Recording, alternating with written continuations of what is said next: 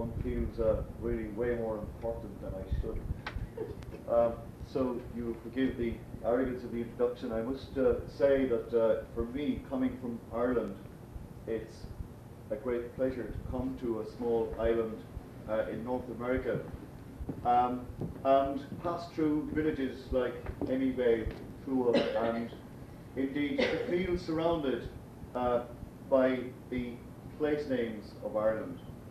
For me, the name Emyvale especially has a significance. It brings back memories of the time when I was a student in Cork in Ireland, and during my college holidays I used to drive a truck through County Monaghan every weekend to the village of Emyvale, and it's, I must say, quite surprising and quite charming to arrive in Prince Edward Island and to find the countryside speckled with Monaghan place names. And I must thank all you people, because even though most of you, I understand, are from a Monaghan background, or at least a Northern Irish background, you haven't forgotten the place names of my own county. You have a village here called Kincora, which is also a village. It's the site of the famous Brian Boru, the last High King of Ireland. So from the people of Clare, thank you. Now, the topic which I want to talk about tonight is Irish traditional music, with particular reference to immigration. And I have a formal text which I will refer to from time to time. I have put together a tape which I think tells the story of Irish music and the immigrant as a carrier of Irish music, not just to North America, but to the European mainland and to other places as well. Now, if we look at Ireland on the map, our first impression is that it's a small island on the north coast of Europe, and it's often been described as isolated or peripheral. Now, this may be true from a land perspective, but it's totally fallacious when we look at it from the point of view of the sea. Long before Europeans, whether they were Vikings or spiritual ferrymen, set sail for the New World, Ireland occupied a very important place in a maritime world which stretched from the Mediterranean Sea all the way to Scandinavia. Early Mesolithic settlers arrived in Ireland by sea about 8,000 years ago. They crossed the narrow channel from Scotland into Ulster, and they spread along the coasts up the River Bann to Lough Neagh, the biggest lake in Ireland. About 3,500 years before Christ, the first farmers arrived in Ireland, and they too came using the sea, while more of them arrived from the south, hugging the Atlantic coastline from the Bay of Biscay and from Iberia. Shortly after the first metalworkers arrived in Ireland, about 1800 BC, a trade route for Irish axes, daggers, halberds linked Ireland with Cornwall, Brittany, Spain and North Africa. Then the Celts came. A loose confederation of iron-using warriors arrived in Ireland probably around about 300 BC. They were referred to first as Celtoi by the Greeks, and they had dominated Central Europe from Spain to Turkey in the centuries before the expansion of Rome. Their arrival in Ireland appears to have been marked by conquest and colonization. Over the centuries, learned men have chosen to endow these Celtic settlers with a legacy of myths and history. Ireland, in turn, has been furnished with its Celtic past, its Celtic music, which I'm talking about tonight, and more importantly, its Celtic language, Gaelic, which derives from an archaic Indo-European world. Now, while these opening remarks, if you like, are based on orthodox sources, recent work by anthropologists and ethnomusicologists in Ireland have drawn our attention to other influences on early Irish society. These derive particularly from what we call Ireland's Atlantic or Atlantean tradition. In 1985, an Irish filmmaker called Bob Quinn explored the maritime trade routes linking Ireland with North Africa. An important component in Quinn's research was his comparison between the traditional Gaelic singing, or the Shannon singing, of the Gaelic-speaking areas like Connemara, which of course is a Gaeltacht or a Gaelic-speaking district, and the traditional singing of the Bedouin Arabs. Quinn established that there was a similarity between Arabic Bedouin singing and traditional Gaelic singing. Now, these theories are still battling for credibility in Ireland, but I think the fact that they underline Ireland's importance on the Atlantean Highway is in itself of vital importance. And I think that their implications for research on Irish immigrant history have yet to be fully appreciated. Now, what that means in layman's terms is that we have an impression, and if I can use the royal we in this sense, people in North America have the impression that they were the only immigrants. Ireland has been, if you like, almost like Kelly's Cross. It has been stuck in the middle of an international crossroads for many, many years. People have come and they have left. Ireland has been in the centre of a European seaway, and people came and left Ireland well before people left Ireland to come to North America. Now, although Ireland was chosen as a target for many foreign contingents, it eventually became a place of settlement for Vikings, otherwise Norse, Danes and Normans. Ironically, the sources which refer to these invasions have focused only on the political consequences, focused only on the ruling classes who were affected. It seems sometimes when we look at Irish history in written sources, it seems as if the history of early Ireland was simply a long story of battles and political intrigues, while everyday matters like social entertainment, drinking, pastimes, music making, etc. were of no importance. Apart from a few isolated references to harpers and pipers in the Brehon Law Tracts, the first detailed account we have of music making in Ireland comes from the pen of a Welshman called Geraldus Cambrensis, and he came to Ireland in the 12th century.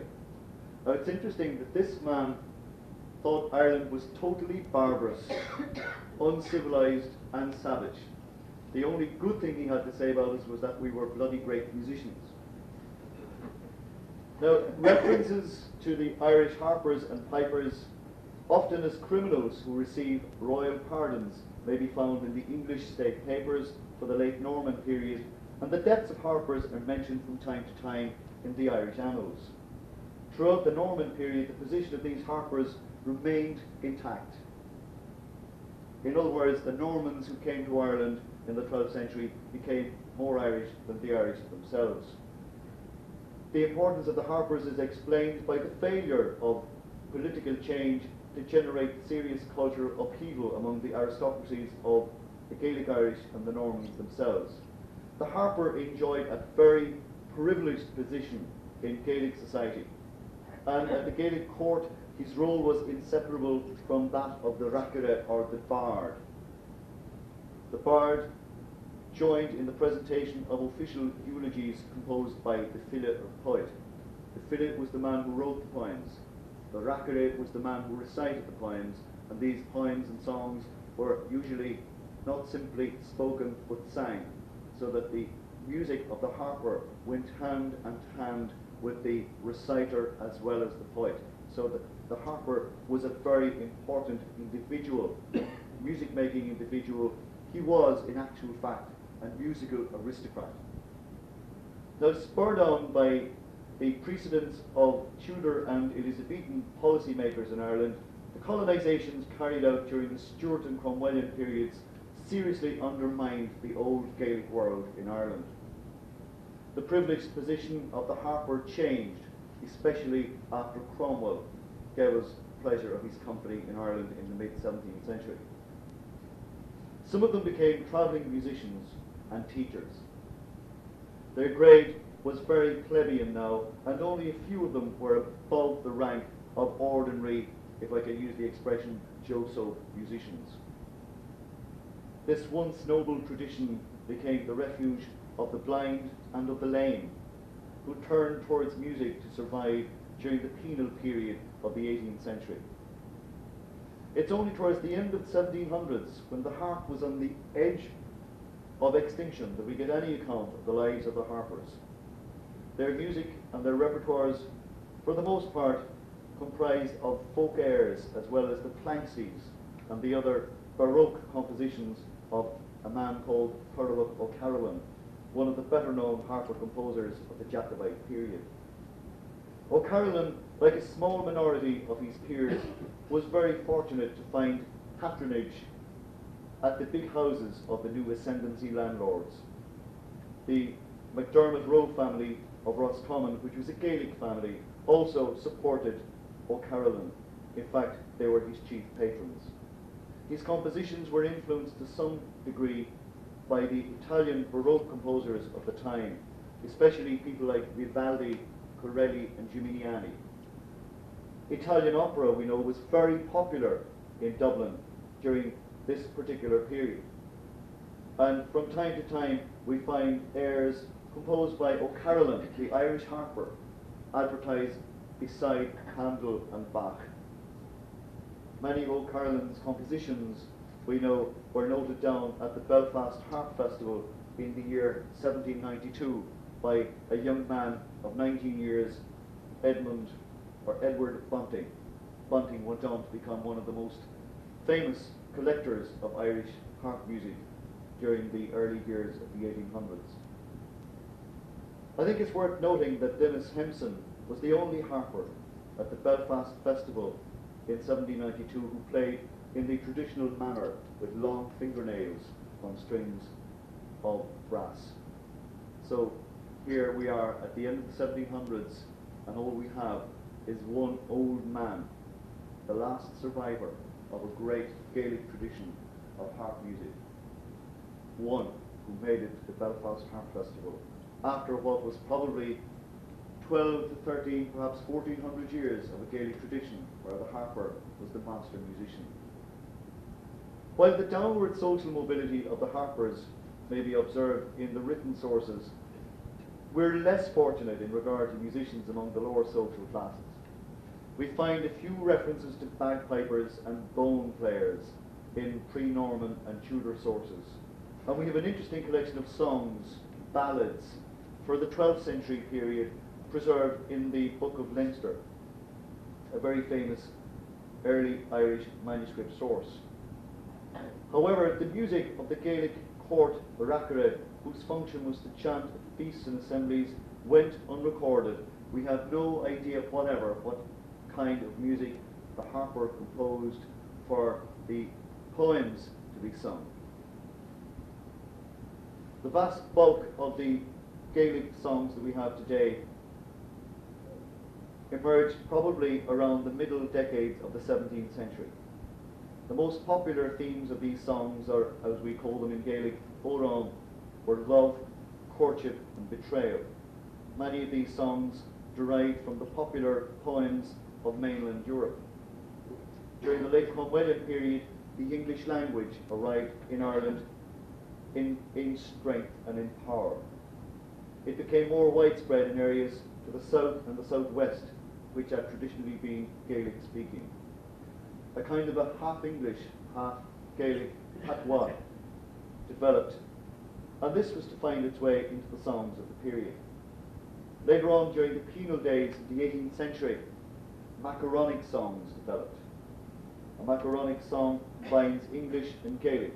You have a verse in Gaelic and a verse in English. And in these macaronic songs, the two languages were often battling against each other. You have a Gaelic verse and an English verse pitted, as it were, against each other in ridicule and satire. And to really appreciate the full extent of these type of macaronic songs, the audience had to understand both English and Gaelic. Now, I'd like to play a song in Gaelic for you now, and I should tell you the story about it because it's introduced by one of the greatest Gaelic singers of this century who died a number of years ago, a man called Joe Heaney, or Joseph O'Haney, who came from Connemara. Joe spent most of his life working as a lift operator in New York, a doorman, and unfortunately nobody really discovered him until quite late in his life. Eventually he was discovered by a very famous American TV producer, and he finished his years as artist in residence at the University of Washington out in Seattle. Joe is singing a song called A Peggy a Stone, or Peggy My Love. And it's a song which goes back to the late penal days when men and young boys from the west of Ireland had to leave the poor districts of Galway, Mayo and Sligo, and they had to go to the good lands of the Midlands and the East Coast to find work. These people, or migrant workers, are referred to in Gaelic as spalpeen, and very often they stayed away for a year, 2 years, perhaps 3 years, and in some cases they stayed away a lot longer.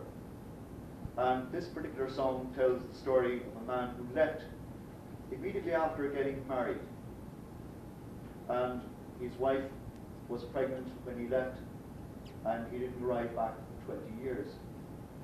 And he discovered, of course, that his wife had a young son who is now a grown man, who was found to be sharing the same house as his wife, and he was rather angry to come back after 20 years to find a young man in his place, not realizing, of course, that it was his son. So here is the introduction by Joe Heaney, and you will notice that his accent, even though he speaks English, has a very strong Gaelic flavour. Let's hope the technology doesn't let us down. That's the least, but he never saw a child with beard on. As he pointed out that the child was 21 years of age. But anyway, and this is, I must carry on with the song. This is a Gaelic song now. What they said to one another after he opened the door and saw the man in the bed. Fegi mocharis, fegi mochri, keum farfadu den chintelachis. Oh, I know, I know, fegi mochri. Father Nogaris, Father mochri, Chiledo, I kill na wakaturio.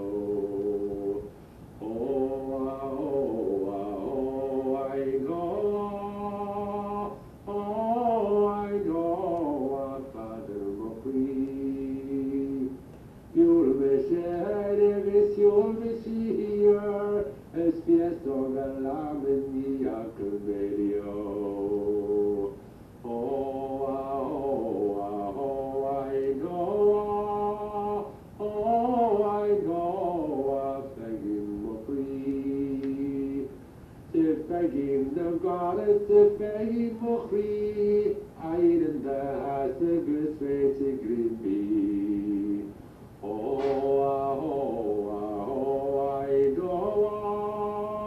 I know, story Mokri. The father the goddess, the father Mokri. Kneeling the chach and green the way.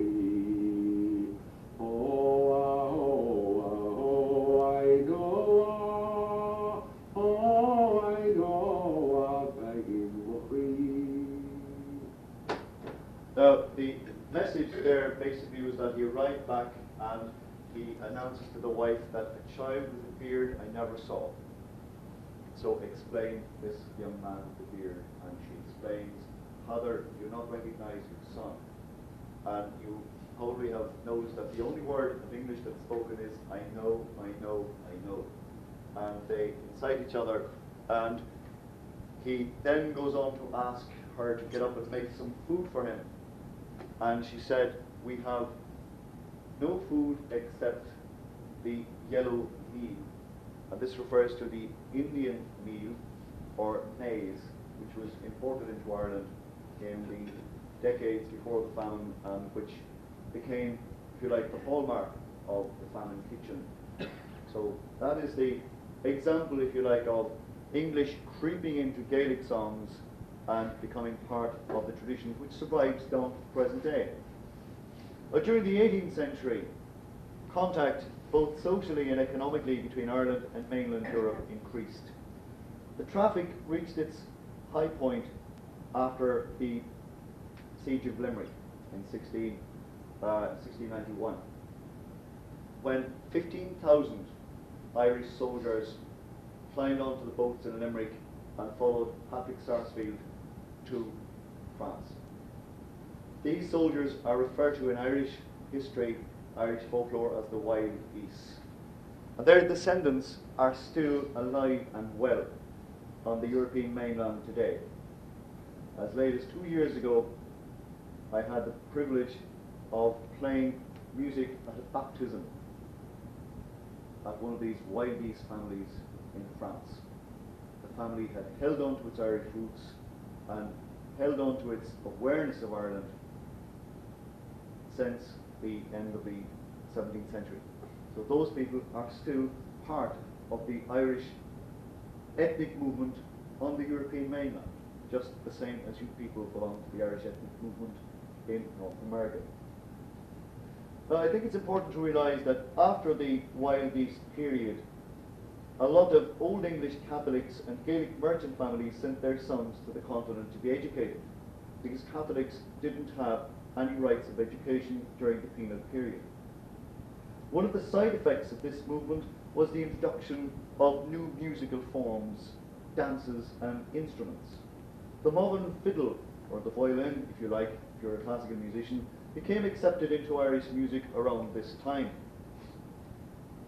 While the Irish uilleann pipes, the elbow pipes, reached their final form.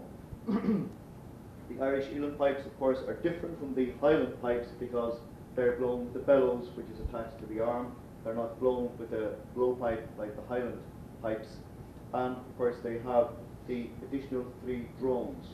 Now, this principle of pumping air into pipes with bellows was a medieval tradition, and we find in the French elbow-blown musette the same idea. We know that during the 18th century and the 19th century, dancing masters, often English and French, toured the Irish countryside teaching new dances as well as the music to accompany them. You had 2 kinds of dancing masters in Ireland during the 17th century. And certainly these 2 types become very clear in the 18th century sources. But both were influenced by the dances of the European aristocracy, i.e. the European court dances. Now, historians refer to this period in European history before the French Revolution as l'Ancien Régime, or the Old Regime. The first category of dancing master was a bit of a dandy. In other words, he wore a hard hat, black coat and tails. His clientele usually included the local gentry and the well-off merchant families. And as well as teaching dancing, he also taught fencing, public speaking and etiquette, as well as the latest dances and the minuets from the royal courts of Europe. I'm thinking particularly about the Europe of Louis XV and the Europe of the Austrian royal households in their heyday. Now, the second category of dancing master was a more plebeian character. He often worked with the poor people, spending 6 weeks or so in a parish and then moving on. But the arrival of the dancing master was eagerly anticipated because it meant a period of more or less continuous dancing in an area.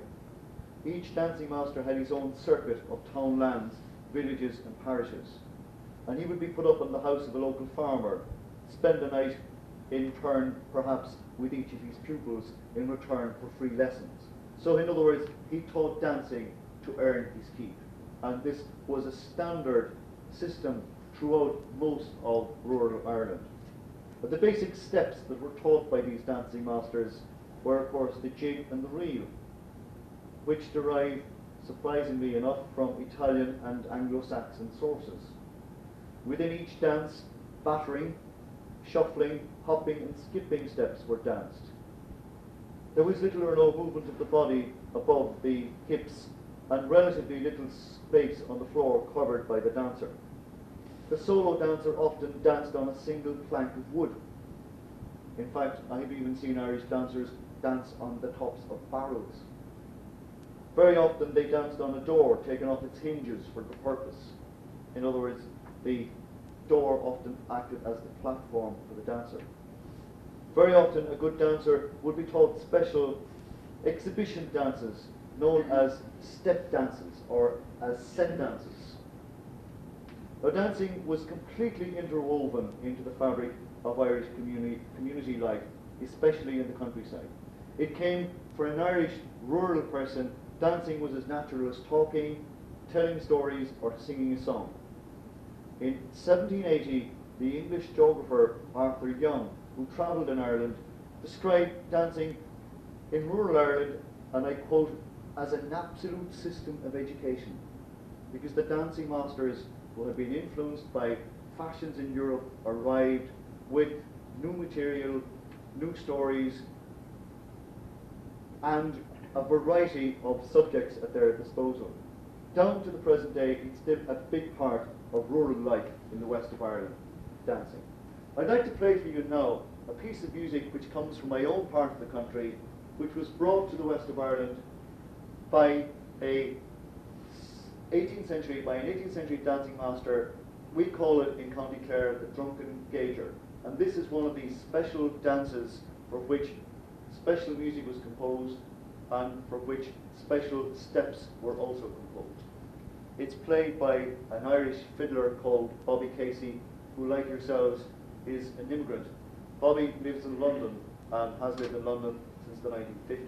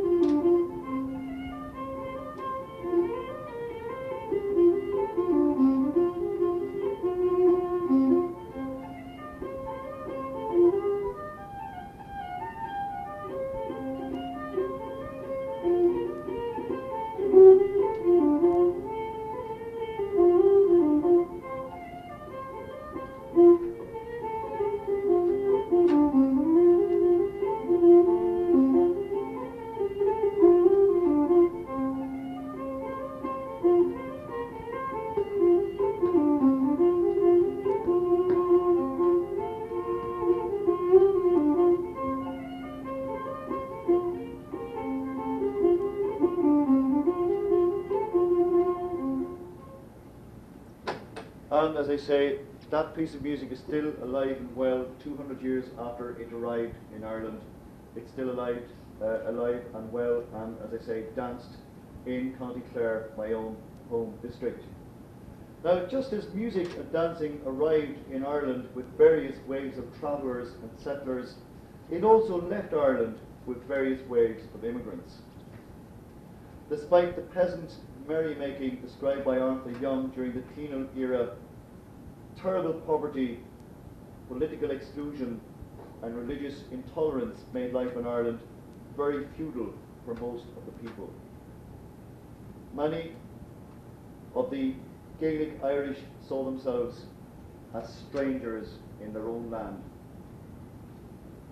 By 1711, the annual rent of an acre of Irish land was the equivalent to the purchase price of an acre of land in America. For most of the 18th century, 75% of Irish immigrants to America were Protestant. Nearly 3/4 of these Protestants were Presbyterians. The rest were Anglicans, Quakers, and other Protestant denominations. In terms of numbers, this represented something in the region of 200,000 to 300,000 Protestants, most of them Presbyterian dissenters from Ulster, who suffered much discrimination at the hands of the aristocracy, i.e. the ascendancy overlords. While the pattern of settlement of these Ulster Scots was diverse, many of them chose to settle in the farmlands of the Appalachians, particularly in the areas around Virginia, Kentucky, and the Carolinas. The traditional music of these Appalachian Scots Irish settlers mutated into what we know today as Appalachian old-time music. This Appalachian sound would go on to play a role in the making of quintessential American music namely rock and roll. I'd like to play for you now an example of Appalachian fiddle music. This is a very interesting experiment because it's music played by Ricky Skaggs, who is of course of Scottish-Irish extraction in Appalachia, and he's playing with an Irish fiddler from County Donegal, Paddy Blacken. They're playing a tune called St. Anne's Reel. It is nothing like the St. Anne's Reel of Cape Breton, or indeed like the St. Anne's Reel of Ireland. It is simply an Appalachian version of the tune. Again, a remnant of a tradition which has remained intact in the isolated parts of Kentucky.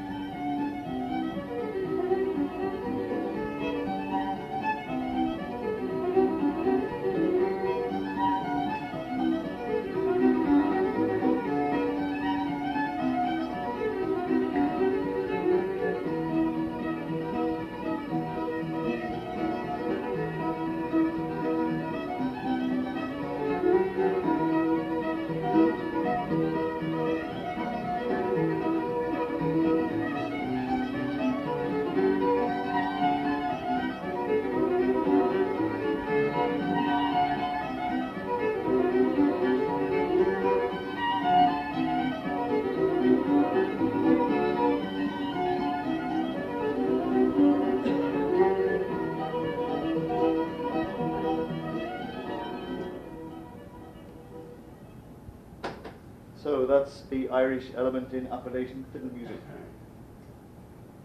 In the early 19th century, and especially after the Napoleonic Wars, immigration to Britain increased, and for poorer Irish people who could not afford the fare to America, Britain was the next best option. To cross the Channel between Ireland and England in those years cost 10pence. In other words, less than a quarter. Between 1830 and 1835, 200,000 Irish people left for Britain. Liverpool became the first leg of the journey to America. Destitute and unskilled, many of these Irish immigrants never got to leave Liverpool, while more found themselves at the bottom of the social ladder in the English textile cities of Lancashire and Yorkshire.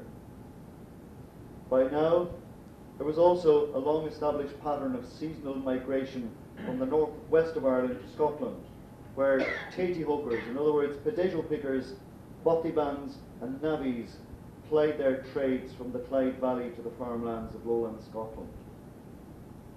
These too contributed their share to the music and dance of Scotland.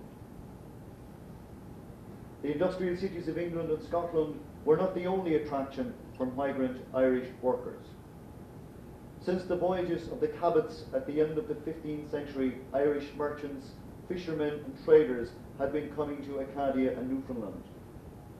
Nurtured initially by trade contacts involving Anglo-Irish and Franco-Irish adventurers, the Irish settlement in Newfoundland began in earnest after the Treaty of Utrecht in 1713. Recent research has shown that the migrant Irish wintermen who choose to brave the Arctic harshness of what we know in Ireland as Talabhaneishk, or Newfoundland. In other words, Talabhaneishk in Gaelic means the land of the fish. This is the name which the Irish gave to Newfoundland. And these wintermen, we know, came from within a 50-mile radius of Waterford City. Waterford City, those of you who haven't been to Ireland, is on the south coast of Ireland, and it was a major trading port with the Americas. I'm thinking particularly about South Tipperary, East Cork, Waterford, and stretching into Wexford. This was the area which produced the Newfoundland Irish, who came first to spend the winter and 2 fishing seasons and eventually stayed on. From Newfoundland, their descendants were to spread into other parts of maritime Canada, in particular Cape Breton and Prince Edward Island, which attempted to have its name changed to New Ireland in 1780. However, His Majesty's Privy Council was very nonplussed. These migrant Irish intermarried with French Acadians and later on with Highland Scots. Their surnames, as well as their place names, still dot the countryside in eastern Canada, as do the ill-explored remnants of their traditional music and dancing. The first Catholic Irish immigrants to reach America en masse were not, as we so often think, the victims of the famine of the 1840s. For a century or more before that, they had been coming to America as transported convicts and indentured servants, sometimes kidnapped for the purpose. So high was the demand for labour in the colonies. They met with prejudice and ill treatment, and many, unable to withstand the climatic conditions, died of tropical diseases. It was soon realised that black slave labour was a better option, and the experiment in Irish slave trading was abandoned. Between 1845 and 1855, the face of Ireland was changed forever. In those 10 years, over 1 million people died from disease and famine. Another 1 million people left the country. In Canada, the arrival of the coffin ship Urania from Cork in May of Black 47 signalled the first of 84 plague-ridden ships that would sail up the St. Lawrence in a single month. I think this is a staggering maritime record in itself. Black 47 being the most horrific year of the Irish famine. Those leaving included family groups with young children and infirm elderly people. For the first time, large numbers left from Irish-speaking areas in the West. In all, about 350,000 native Gaelic speakers immigrated, most of whom were less well equipped to deal with the immigration than their English-speaking contemporaries. Handicapped by lack of English, they had no cultural resources whatever to deal with the world into which they were going. Organisations like the Benevolent Irish Society here in Prince Edward Island, which had been established in 1825 by John Reddy, had few counterparts in the shanty towns and ghettos of urban America during the 1840s. As if to underline the agony, exports of Irish grain continued uninterrupted throughout the famine years. Nor was this lost on the local scribes who were fortunate enough to survive. Songs of exile were fired by a popular cynicism as landlords and heartless bureaucrats were singled out for special satire.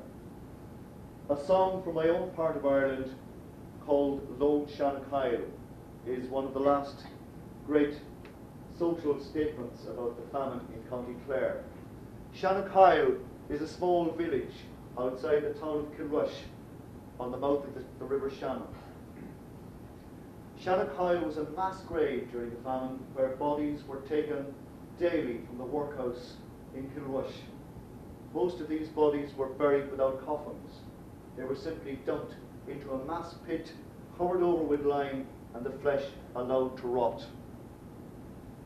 About 30 years after the famine, a local poet, Thomas Madigan, wrote the following song called Lone Shankill to a Gaelic air. I'd like you to listen to the words of it. For me, it's one of the most horrific historical messages to survive in the traditional music of County Clare.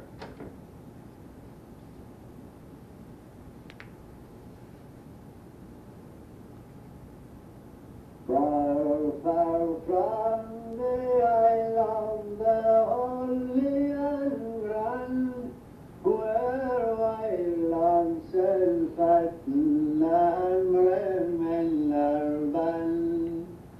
All lonely and lonely now for distant land, do I wander and pine for clover. Lonely and sad I roam, far from my island home, where the wild waves surging foam and lands of herring, clouded in silver spray, flashing through heaven's bright ray, for the glory and pride lovely Erin. Sweet, sweet endless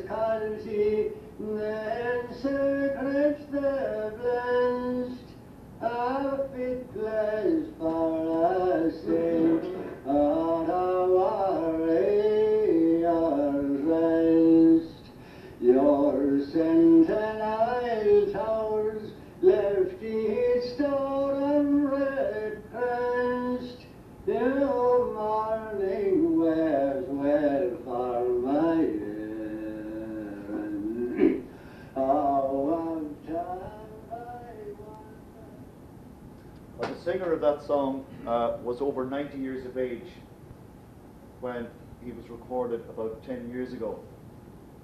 You will probably notice that it's difficult to understand his diction because he is in fact the first generation of English speakers in that particular part of Clare.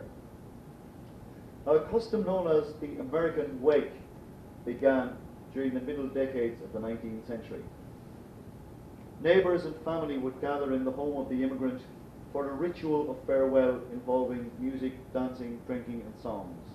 This would continue until the departure for Cork or Queenstown the following day. This American Wake marked a total rupture in family life, as few immigrants ever came back. America was referred to as An Trillion Uair, or the New Island. When the immigrant arrived in the New Island, or An Trillion Uair, that was it. That was the end of family life for the vast majority. We're talking at least of 2 generations of immigrants before they would eventually start to make their way back to the homeland again.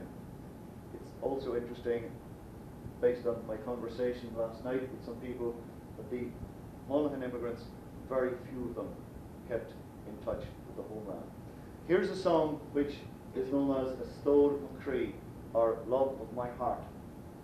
It's a Galway song which describes the impression that immigration made on the immigrant when they arrived on the North American mainland. And there's one fantastic line where the singer talks about the stranger's land is fond and grand, and the lights of its cities may blind you. But of course, these are all secondary to the loss that the immigrant felt leaving the homeland.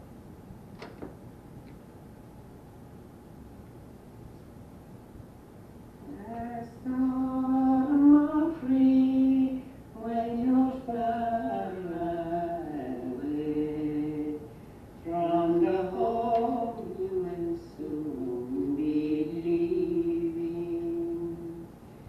'Tis many a time by night and by day your heart will be sorely grieving. The stranger's land may be bright and fair, and rich in its treasures golden. You'll pine, I know, far that long, long ago, and the love that is never rolling.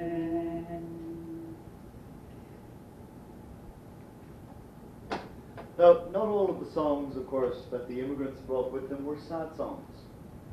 Not all of them were songs of immigration. One of the most popular songs which has been recorded in Canada, which arrived in Canada with Irish immigrants, refers to the figure known as Daniel O'Connell, a very important gentleman because of his success in winning Catholic emancipation in 1828. It's interesting that O'Connell was not the first Catholic to sit in Westminster, or I should say was not the first Catholic to sit in a royal parliament. The first Catholic to sit in a royal parliament was in fact Lawrence Kavanagh from St. Peter's on Cape Breton Island, and I think he sat on the Canadian Parliament about a year before O'Connell won Catholic emancipation for Ireland. In any case, O'Connell was, to quote the vernacular in Ireland, a bit of a lad, a bit of a rogue, and he has a rather amorous reputation.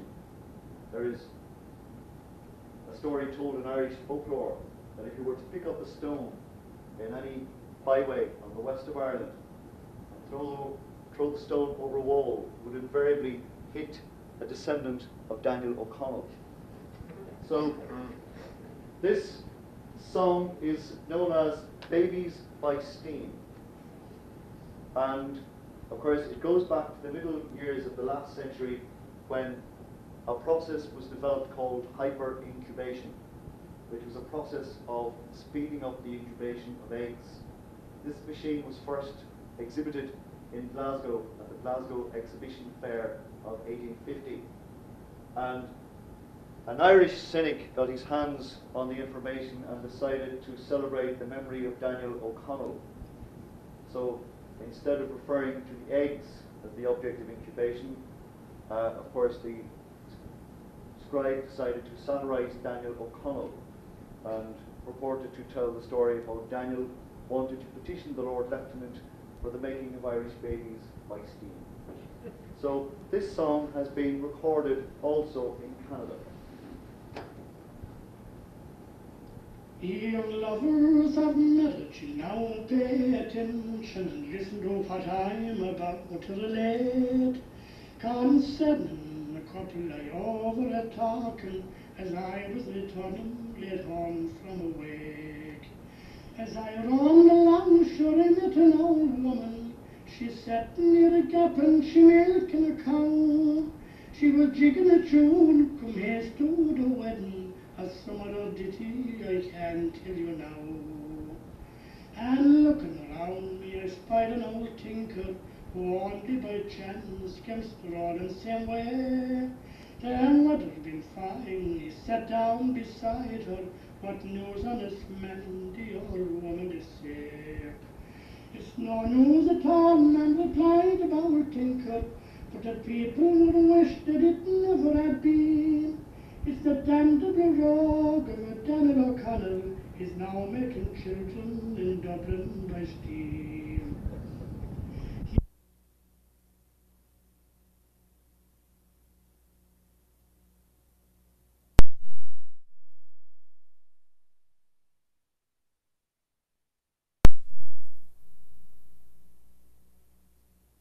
Servants, men worked in mining companies, on canal and railroad construction. Despite the alienation of their reluctant hosts, over 200,000 Irish workers found their way into the American Civil War, mostly on the side of the Union. By the year 1850, 26% of the population of New York and 25% of the population of Chicago were Irish born. By 1855, there was 1.5 million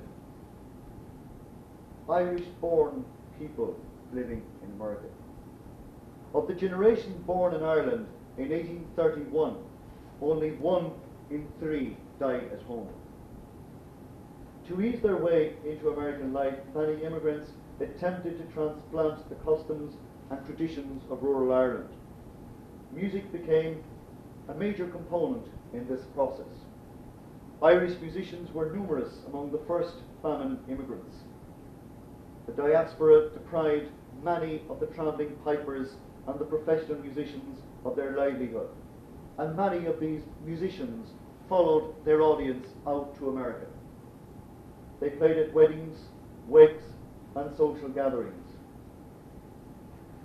Some of them made their way into the music halls and the variety shows, which began to cater for immigrant audiences in the wake of the American Civil War.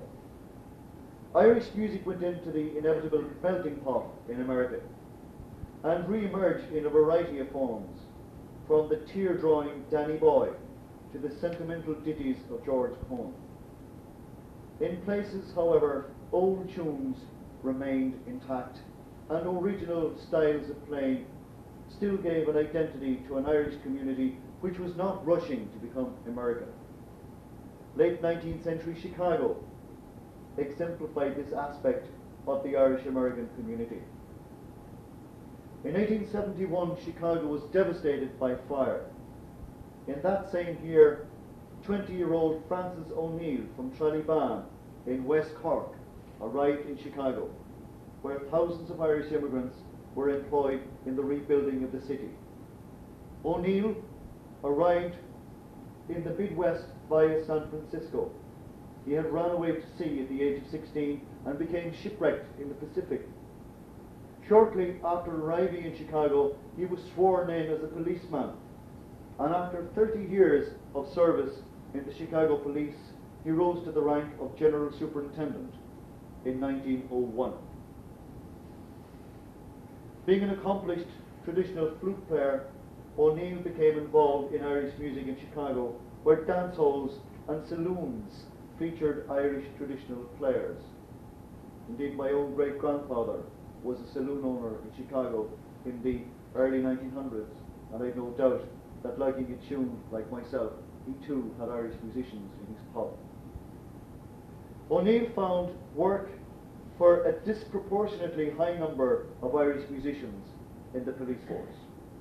If you were an Irish fiddler or a flute player in Chicago, you had one hell of a good chance of getting a job as a cop. His contact with the Chicago Irish Music Club and with celebrated professional musicians like Patsy Toohey, who was a well-known Irish piper and music hall comic, convinced O'Neill that Irish music was worth collecting. With the help of a friend and colleague who could write music, O'Neill set about collecting and transcribing tunes, firstly from his own oral memory and then from other musicians and from manuscript sources. His first published collection, called The Music of Ireland, contained a staggering 1,850 tunes. This appeared in 1903. Another collection of 1,001 pieces appeared in 1907, called The Dance Music of Ireland. O'Neill's work in Chicago in the early 1900s was a landmark because it was the first collection made by a practitioner for the use of other practitioners. His unrivaled achievement ensured that dance music from all parts of Ireland, which would otherwise have disappeared, was preserved. And O'Neill's work today is known in Irish music circles as the Bible. It is the greatest and most staggering collection of dance music, I think, that has ever been collected in any ethnic society. Now, although 1916 was an important year in Irish politics, it was also an important year in Irish recording. Contracted by Columbia Records in New York, Eddie Herburn and John Whelan, playing banjo and accordion, became the first musicians ever to record Irish music on a flat disc. Their contract for 500 recordings of a tune called The Stack of Barley had been organised by a very enterprising Irish shopkeeper, Mrs. O'Byrne DeWitt, who ran a record shop in Manhattan. Fair play to the Irish woman. She made history.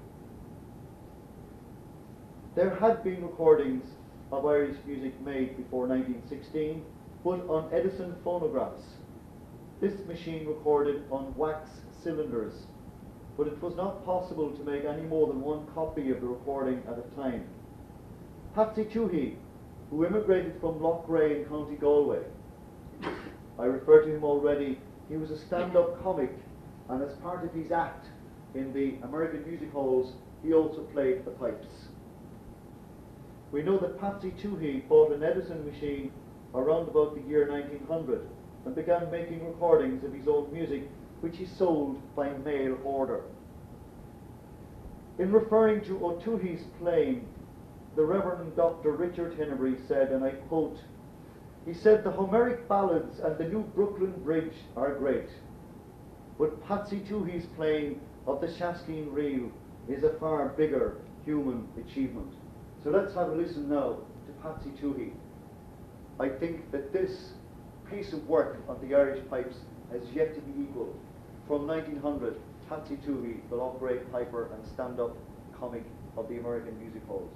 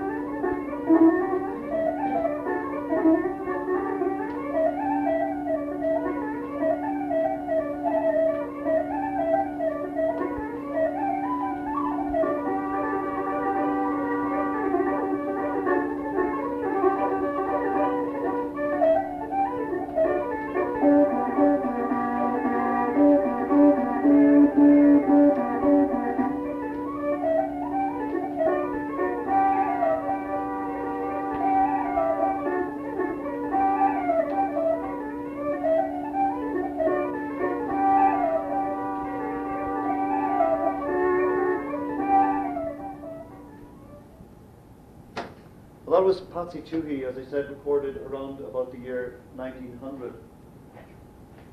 What's interesting about the records which were produced by the Irish American immigrants is that new instruments found their way onto records. I'm thinking particularly about banjos and accordions. The accordion was not popular in Ireland until the period around 1910, 1915, and especially after the First World War. However, the Irish American immigrant had discovered the accordion well before this. Here is a recording of a man called P.T. Conlon, an obscure, if you like, immigrant from County Mayo, who went on to make a number of accordion records. This kind of playing has not, in my opinion, been equalled in Ireland yet, and we're almost the best part of a century on.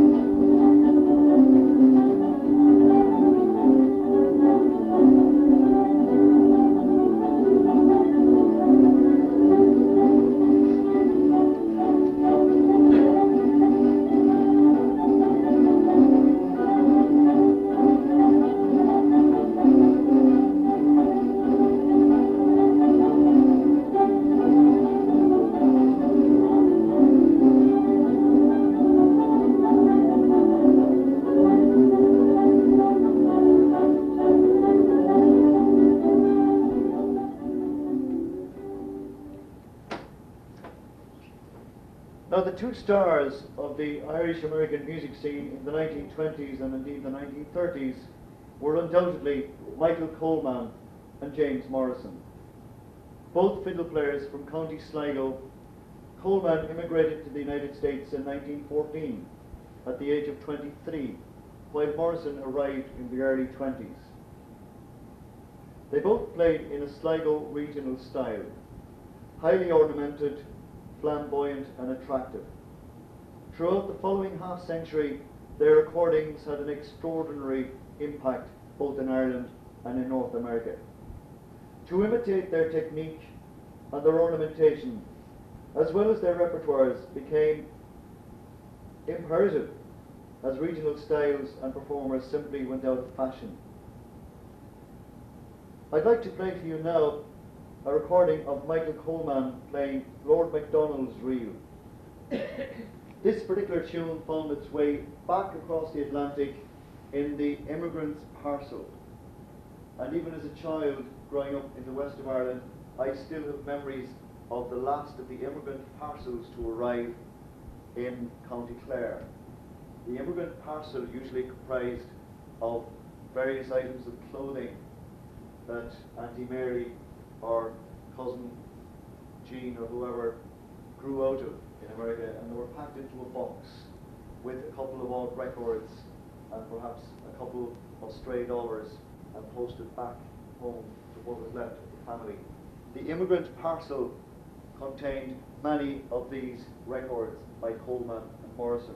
Here is Coleman now playing Lord Macdonald's Reel. This, again, is regarded as being one of the classic pieces of Irish fiddling, which has gone on to influence thousands.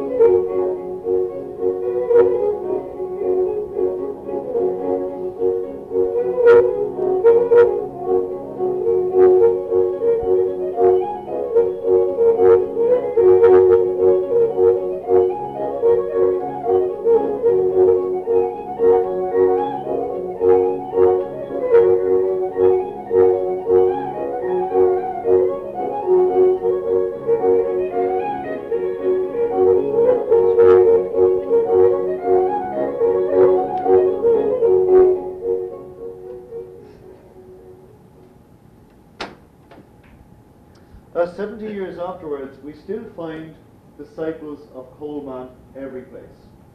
Not just down in the States, and I'm thinking particularly about Irish fiddle players like Liz Carroll and Eileen Ivers, who are the big names of the Irish fiddle world today in the United States.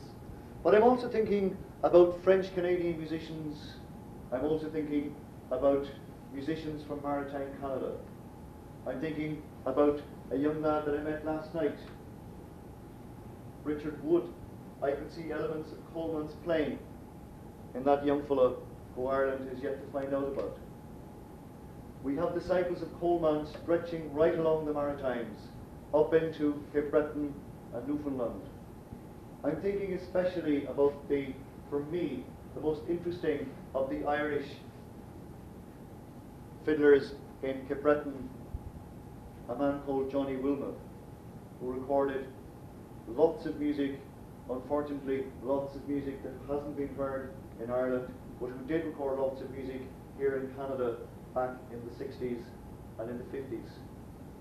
I'd like to play you now another disciple of Michael Coleman, who died a number of years ago, the great Cape Breton fiddle player Mike McDougall. We hear him playing a version of The Old Grey Goose, an Irish jig, which he learned from the fiddle playing of Michael Coleman way back in the 1940s.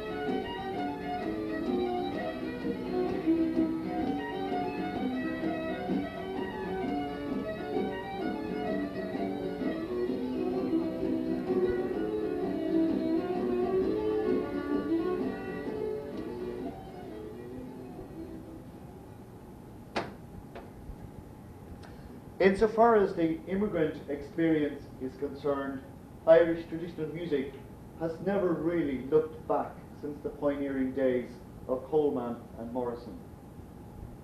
Our music has found its way into a myriad of ethnic traditions throughout North America. Like our Neolithic forefathers, it too has hugged the European coastline from Portugal to the Shetland Islands.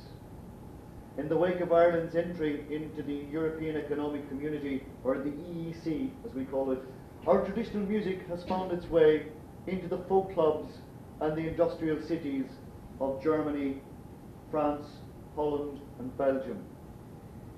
Ireland today is no less an isolated island than it ever was. Like our people, our traditional music has proved to be one of our most enduring exports.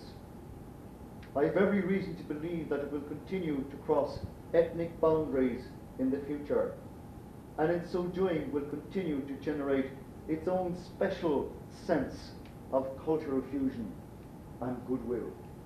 Thank you.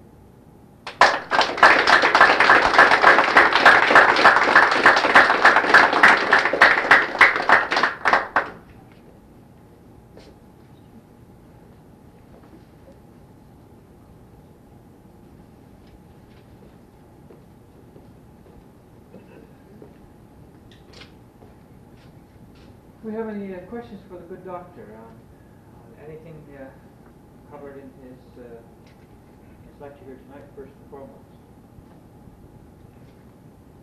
One question. On the second vocal song, the chap was singing there, what, I'm not sure the name, but you say, by any chance was he a Newfoundlander? That's a good question. He wasn't a Newfoundlander, no. He was a man from County Clare, but he was a man who was a first-generation English speaker. He could have been a Newfoundlander. He could have been a Newfoundlander because, and I'll explain, but it's a slightly indirect explanation. The people who came to County Clare were originally Dacia people from Waterford, and they migrated sometime towards the early 11th century. They found their way to Clare. The Gaelic that was spoken in Clare was the Gaelic of County Waterford, Dacia. When these people translated their Gaelic into English, their accent and their voice sounded close to the Dacia dialect of Waterford. The people who went to Newfoundland were also from Waterford. His vocal control is almost as hairy hip type, and the control both very short, quick, and then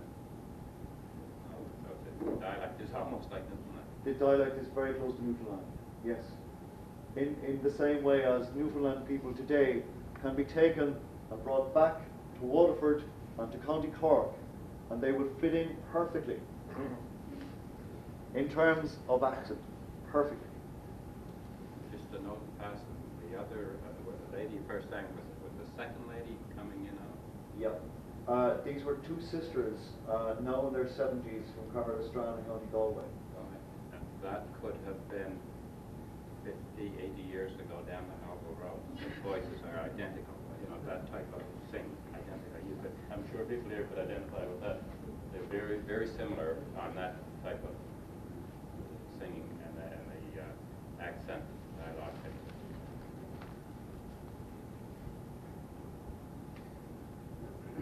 If anybody wants to stand up and, you know, make a savage attack on me, feel free to do so. I mean, it's, this is all part of the presentation.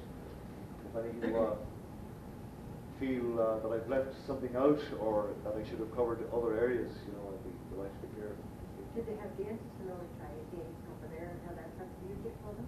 Yes, the dancing down to the present day is a very big part of Irish life, particularly in the West and in the rural parts of Ireland. As old people have said to me, the poorest day we ever were, we always had music and dancing.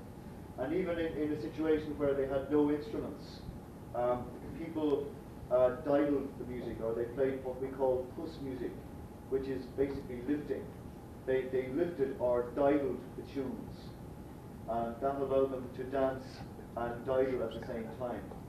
And it's interesting that the dancers didn't really like the records of Michael Coleman when they came in the early days, for the simple reason that you had to play them on an old gramophone, which meant that the gramophone had to be cranked up, and the record often ran out before the dance was finished, which meant that the dancers had to stop up and crank up the old machine again, and off she went.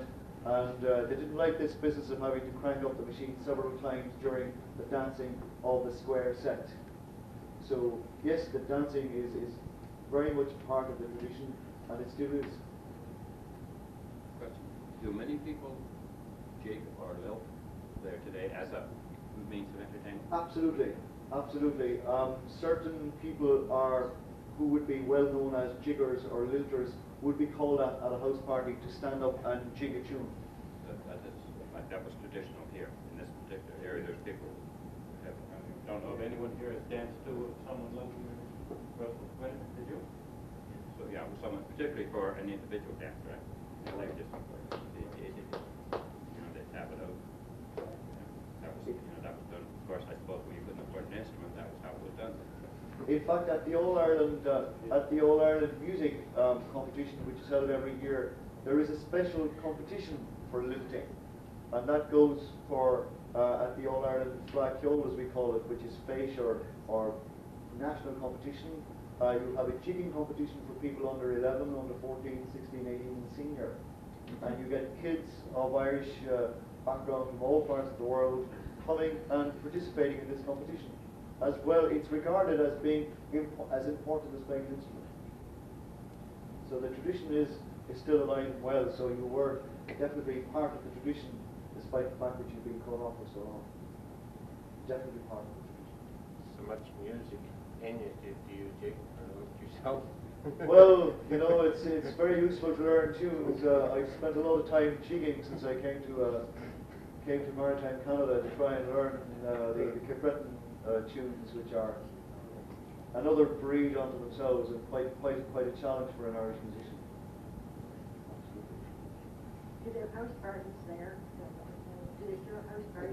They still have house parties. In fact, where I come from, and I'm thinking about even up in the Monaghan district, stretching into Tyrone and Fermanagh. I was at a house party in Fermanagh just about 6 weeks ago. So the house party is still regarded as being far more enjoyable than a formal situation. For example, concerts or indeed formal situations like tonight would not be as well attended, for example, as a house dance where people can come in and sit down and talk to the neighbours and get up and dance and play a tune and sing a song and tell a story and have a pint of Guinness, the case may be. That there is a sense of this is the most enjoyable part of Irish music today. That has phased out. It used to be the way on PEI here. Maryland was that phased out a lot now. We don't listen very much anymore. And it was, the local people who were talented, usually they would share their talent besides them. Well, has television been responsible for this? I mean, for example, one of the biggest problems we have in Ireland right now is the influence of television. In other words, we've got this speaking instrument from the corner who's destroyed our house parties. Kids are not interested in playing music, but there is a sense of a house is in vain. That's true. There's a lot of children that are usually talented that are not even use their talent because they just don't, you don't even know the talent apparently at all. Well, some music, but they don't think they are playing instruments. But nobody hears them anyway very much. It's super rare when they dance. What about older musicians here? Are there still Irish musicians, or are there still older musicians on the island who would be described as descendants of the early settlers who would have brought music with them? Don't know so many. There's a few in this area. I don't know if any. Yes, I said Stephen Poole in Banshaw. And certainly there's a gentleman just passed away a couple of years ago here who was direct descendant and carried it. And in some areas, particularly Fort Augustus area, there's a few fiddlers there that are directly. Isn't that right, George? MSUs, playing and composing. There is certainly there's a few, that are learned specifically by handed down from what they grew up with. And your tradition of songs, for example, on the island, that's very well known. Are there still people writing songs here? Oh, yeah. The gentleman talked last night had written a couple. His album out there, Alona, and he has a couple of them. In fact, there's one or two of his own songs on that album, and there's numerous other shits that are writing. One particular song that's on this album is about County Fire, right? Your home. That's the one we heard. You'll have to take a copy of that back. Yeah. wrote it and composed it sitting in the old Dublin pub one day. Well, that's good. It's a good place to compose. Do we want to have tea or carry on the conversation?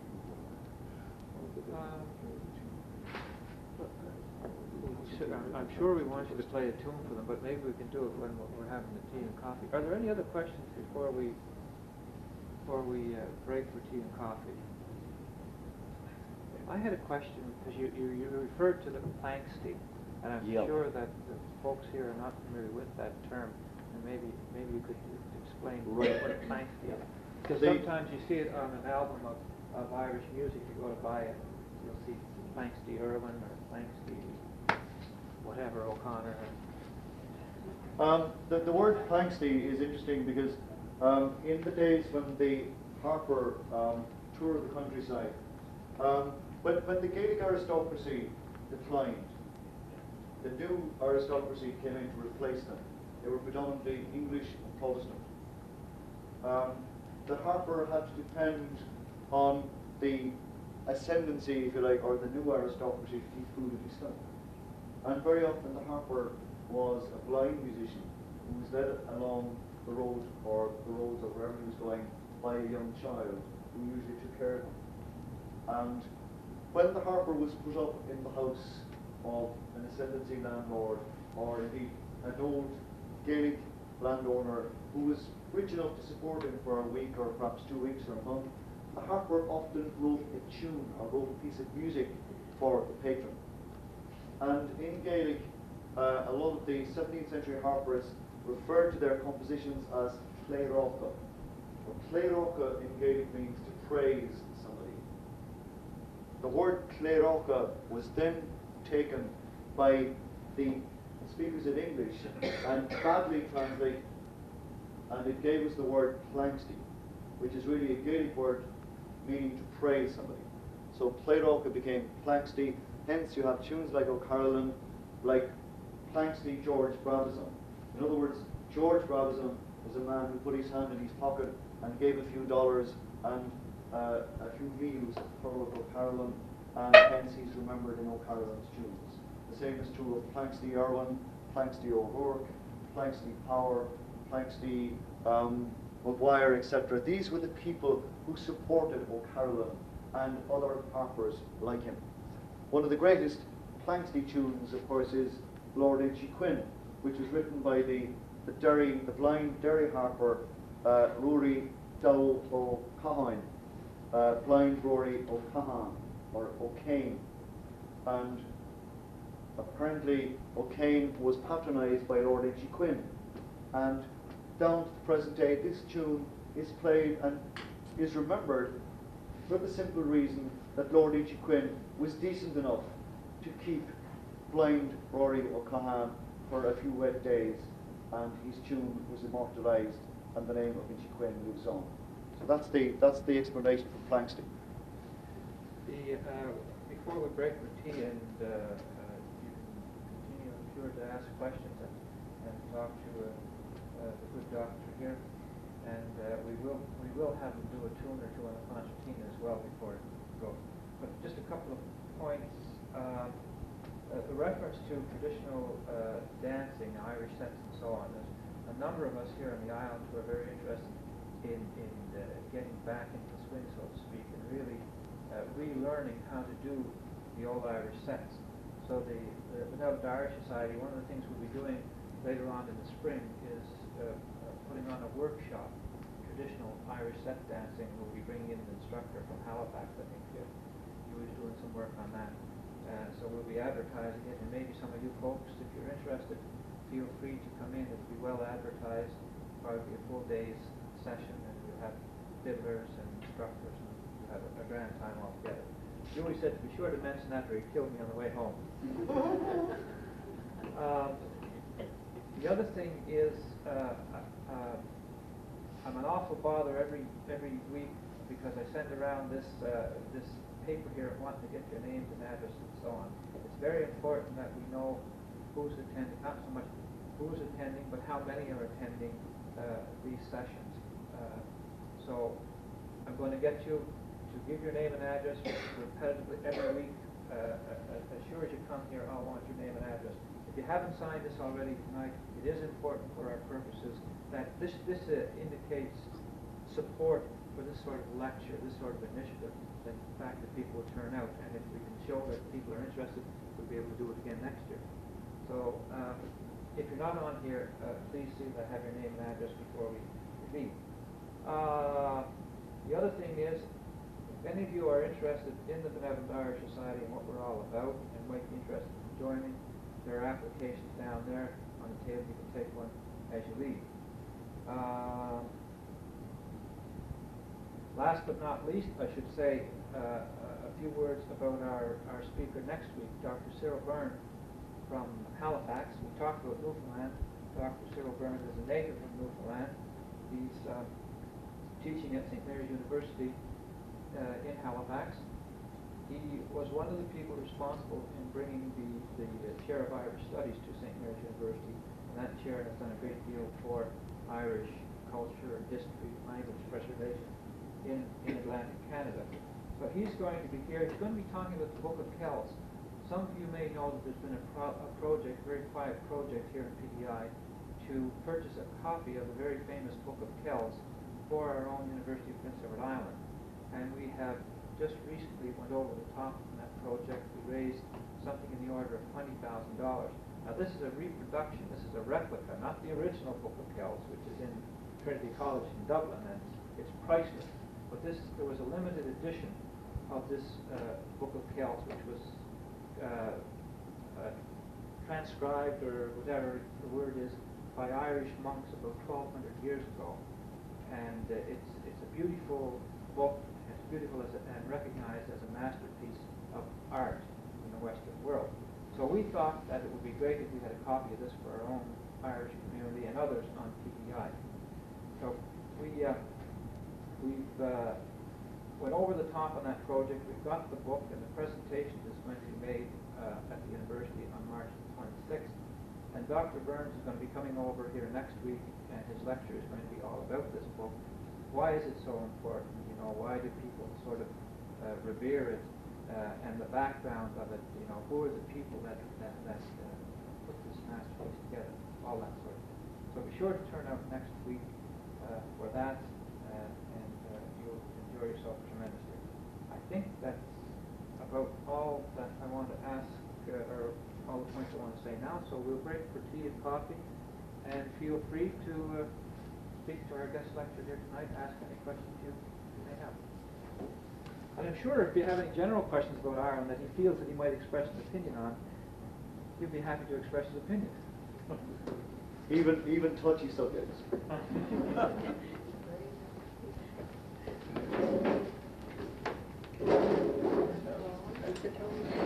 I was amazed by the quality of the recording. Yeah. Early the century. How did this? Has it been redone? They've cleaned it up a lot. And can you? Yes, it does.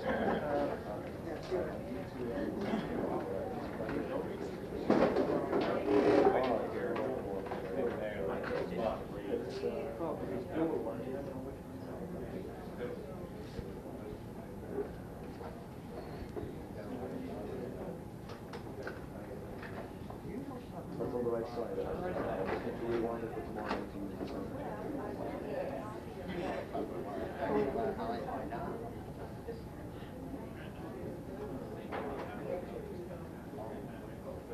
it's either going backwards.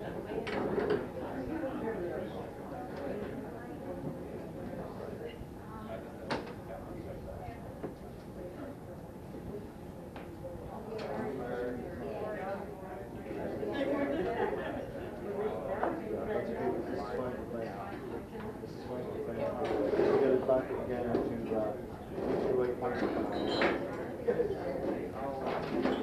East side you want? no, it's the A side I want to bring back. Well, I want back to start again where we shot tonight. Okay, I'll take care of that. Great. Hello.